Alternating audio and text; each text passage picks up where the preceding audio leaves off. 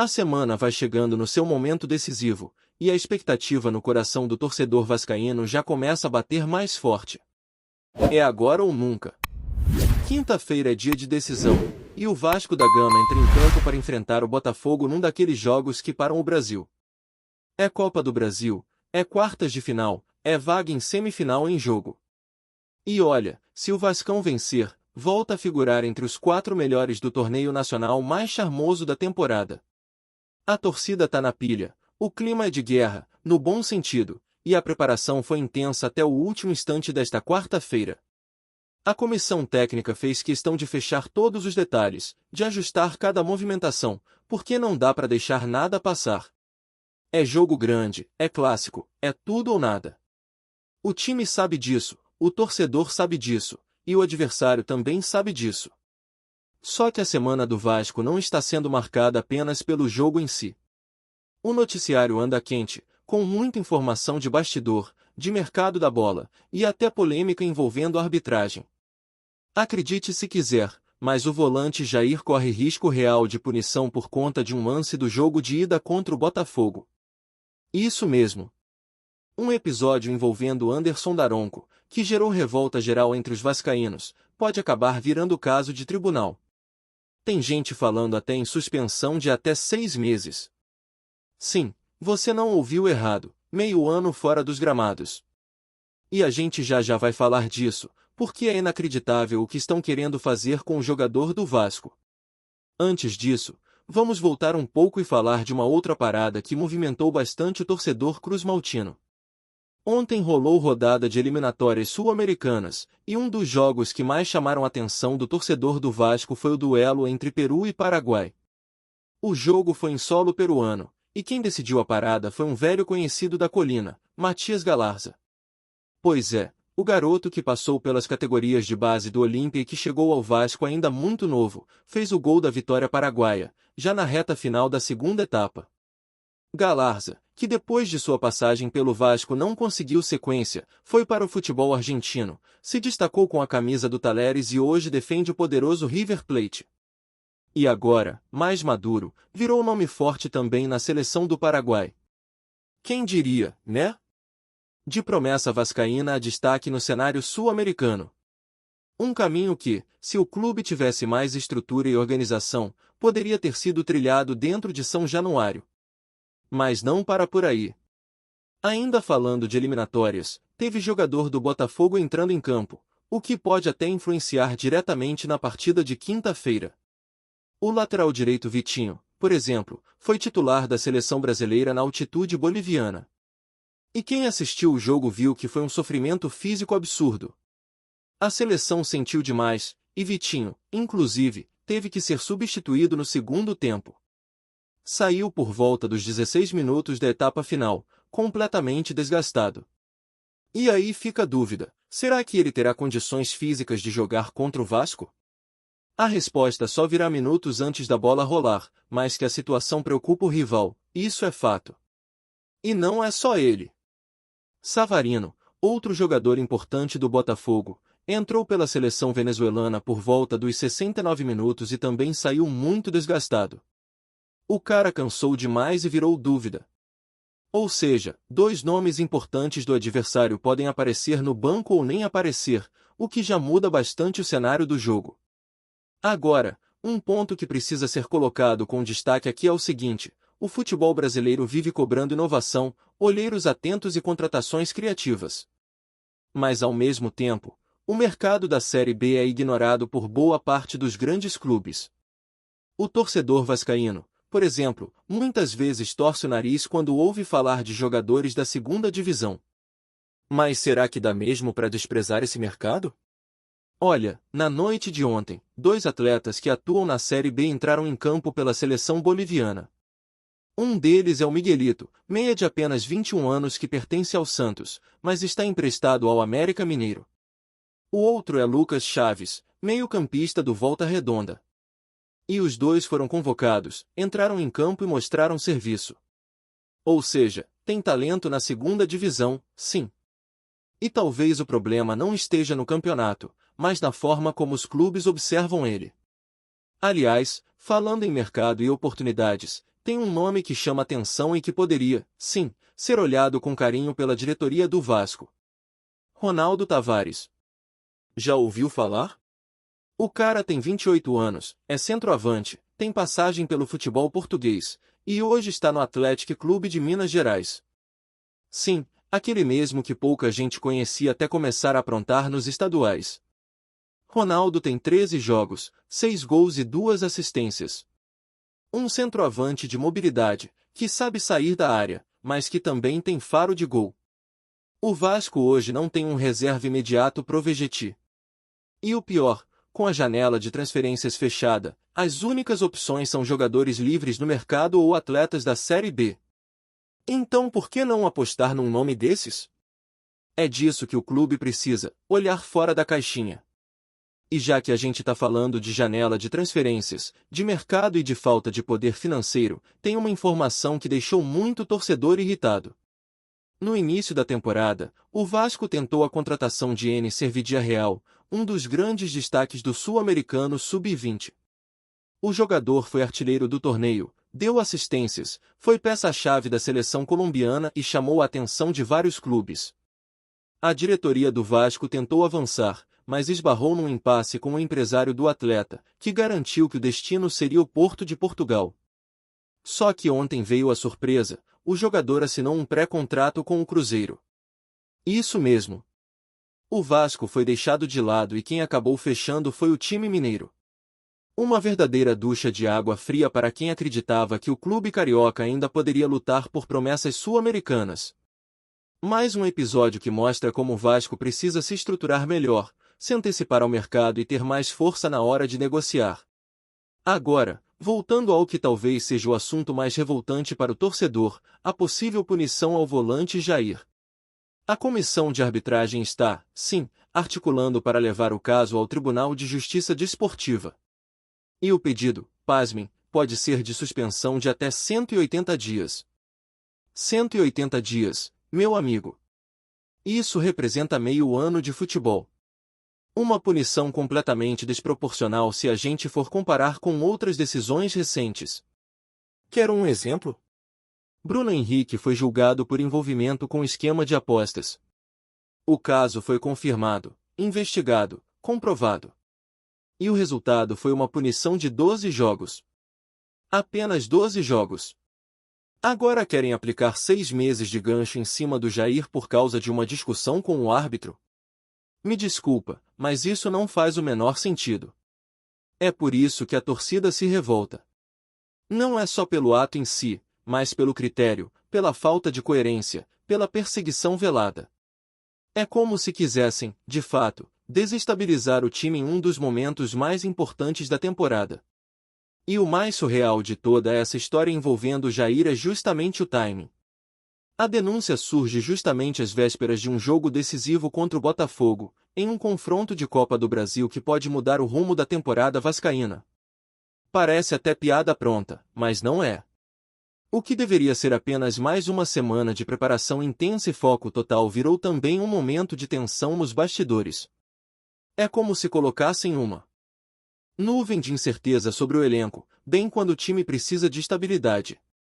E mais, essa tentativa de punição passa longe de ser apenas uma questão esportiva.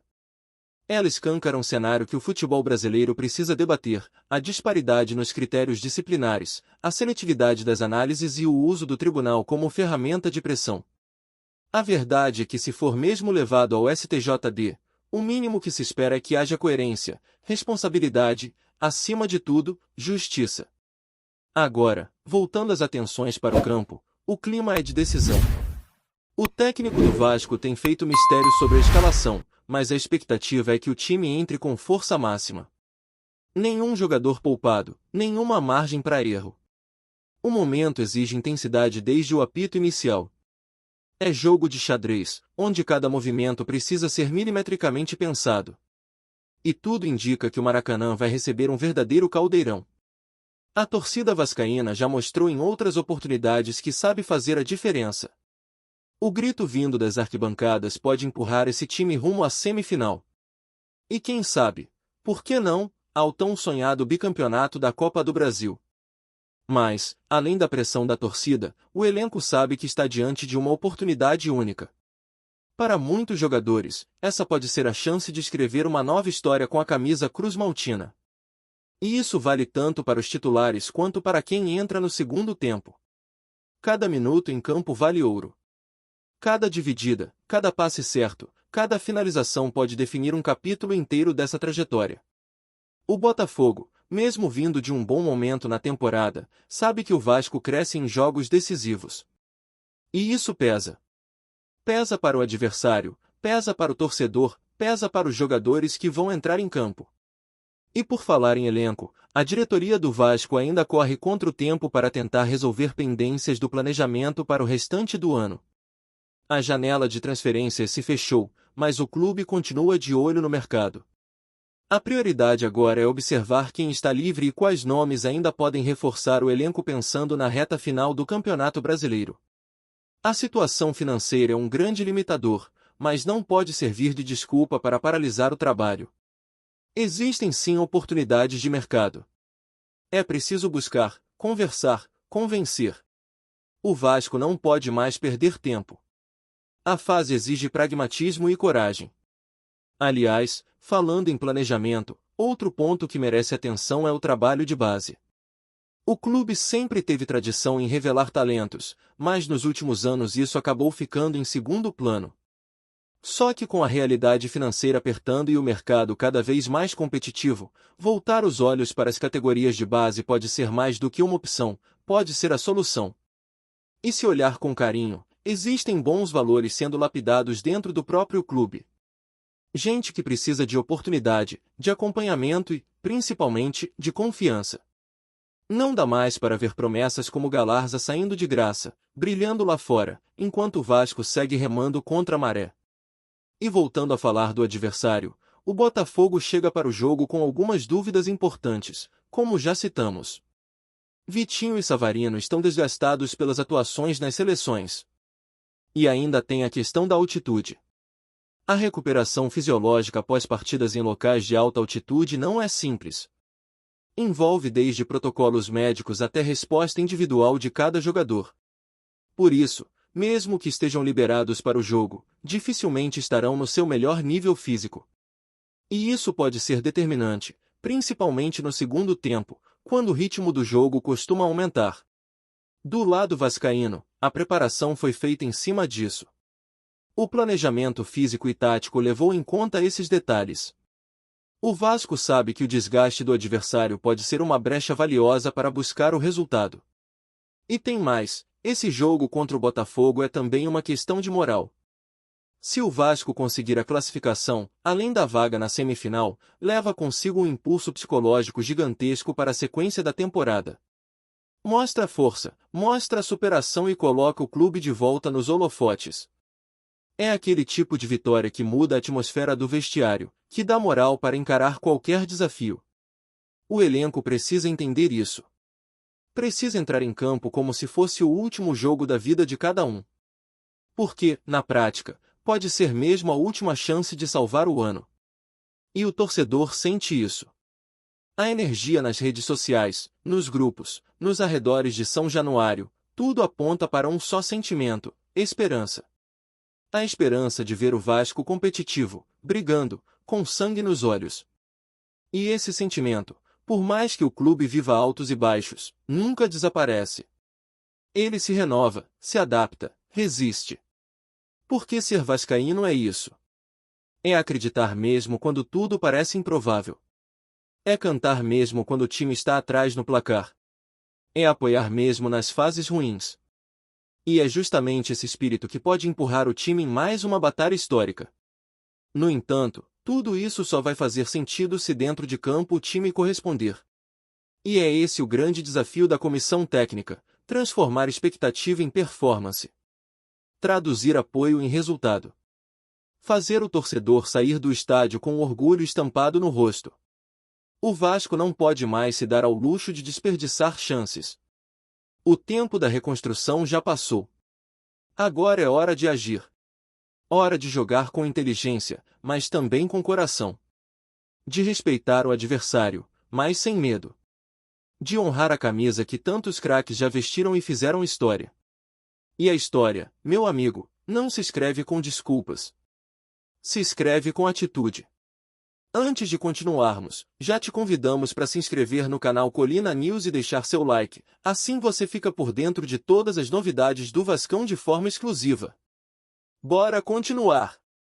Um rumor curioso começa a circular entre os torcedores do Rio de Janeiro.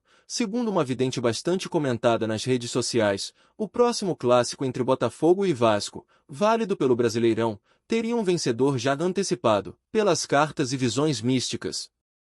De acordo com essa previsão inusitada, o Vasco levaria a melhor, com uma vitória de 2-1, deixando os botafoguenses em alerta.